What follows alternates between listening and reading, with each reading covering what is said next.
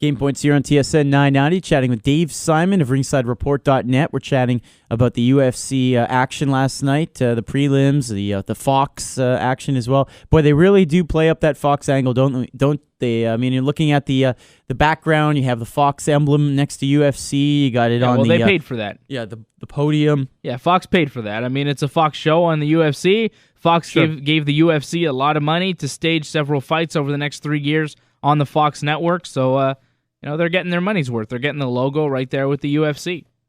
All right, so Dave, you got one coming up on May 15th, but give me another good fight last night on that card. Do we have a bonus money winner last night? Yeah, the fight of the night went to Luis Gaudino and John Lineker. An unbelievable fight, just a furious pace that these guys cut in the flyweight division. Yet a couple of 125-pounders, and I'm telling you, this division is heating up. It's so exciting to watch. The fights that these guys put on. There was another 125-pounder fight last night. You had John Dodson take on Tim Elliott. Tim Elliott throwing some crazy, wild, very flashy strikes, some just cartwheel kicks, all sorts of crazy stuff. The 125ers, the flyweights, doing a hell of a job, and Luis Gaudino getting the second round, one-arm guillotine, choking out his opponent, John Lineker. It was just a magnificent fight, and that one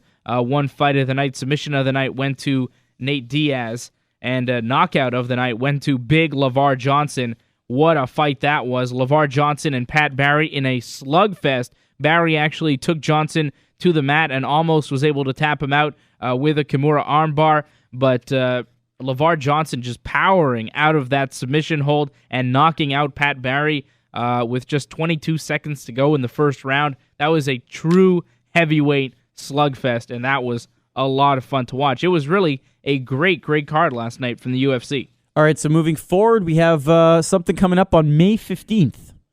Korean Zombie versus Poirier. Yeah, the Korean Zombie, Chan Sung Jung, taking on Dustin Poirier, a rare Tuesday night. Yeah, I was going to say, what's that about? I don't know, but I like it. Tuesday nights, hey man, I'm on the air Wednesday night and Friday night. So as long as it's not a Wednesday or Friday from the UFC, it's all good with me. Well, we're on Tuesday night normally, 9 p.m. until midnight. This one is at, looks like it kicks off at 8 p.m. Eastern time from Fairfax, Virginia. So it should finish around, what's the main TV card you have in front of you? How many fights? 4 fights? 1, 2, 3 large faces, and then they have a whole bunch of small ones. I assume those are the prelims, I guess. So I'm thinking that'll be an hour or a couple hours of television, so the fight should be over by around 10 o'clock. All right, so maybe you do a segment with us on Tuesday night to sort of recap the evening and preview the Wednesday Ringside Report edition. Sounds good to me. I'm scooping Ringside Report. How about that on Wednesdays, huh? Oh, man. Scooping my own show with myself. Speaking of Ringside Report, your rankings came out.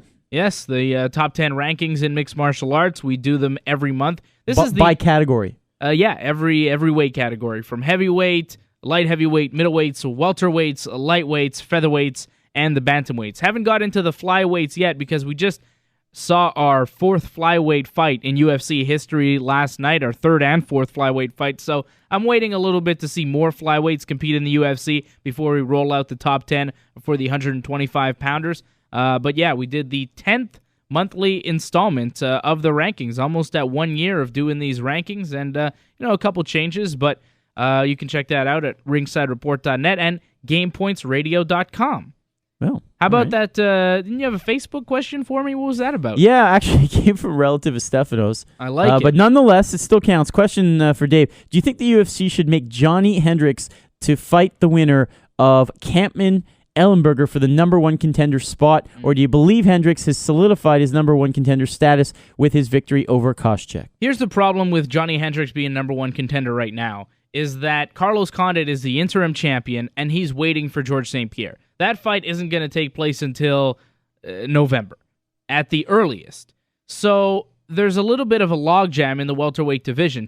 So to throw Johnny Hendricks right now as the number 1 contender means that he's going to have to wait maybe a year until he actually gets a title shot. So I would maybe put him up against the winner of that Ellenberger-Kampmann fight, or maybe put him up against Rory McDonald right now. Rory McDonald coming off a win at the last UFC pay-per-view, looking unbelievable. Johnny Hendricks looking okay last night. I actually thought Josh Koscheck won the fight.